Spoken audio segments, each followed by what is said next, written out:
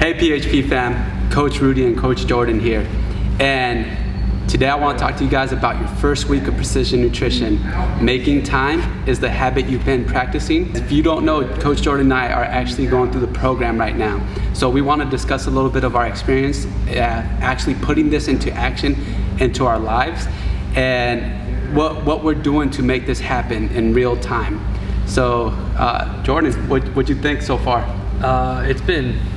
It's actually been kind of hard to start making these changes, but when you start to get into making time, and a lot of us, we try to find time in our schedule, but it's really when we make time, whether it be shaving a few minutes off different events, or doing something faster, you're able to actually make time. And whether it's 5 or 10 minutes, it's gonna make a huge difference. What I learned is if I take 10 minutes a day, that's over an hour in the week that I'm using to make improvements. Right. So it seems like real small, but in the end, it really starts to build up. Right. I also found that clarifying what my goals were, exactly what I want to get done, because I know for us, we've been having multiple work projects and things that we're trying to get done to progress our career and progress our position here at PHP. It's really clarifying what our vision is and being intentional about the things we say yes to and the things we say no to, so we can make and carve out time for the things that we ultimately want to accomplish. For people going through the PM program, that could be to lose weight, gain muscle, but that doesn't happen on accident. Yeah. So and going into knowing that we're all busy. Like you said, especially these last couple months or so, it's been jam-packed for us. Right. So we know what it's like to be busy and start to make these changes.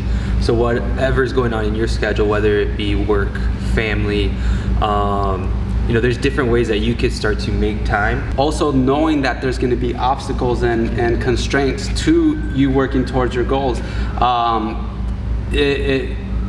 As soon as you try to make a change, something else is going to happen that you have to be aware of. Yeah. And it shouldn't pull you away from making that change, because the change that you want to make is worth it. And we all know that where we are right now, if we stay the same person we are right now, we already know what comes with that, and there's no improvement there, no growth. So just knowing that there's going to be those obstacles and not shying away from them, welcoming them when they come, because it's a challenge for you to conquer and overcome. Yeah, and going into being assertive, to saying no to things that might come across that hour or 15 minutes that you set for yourself.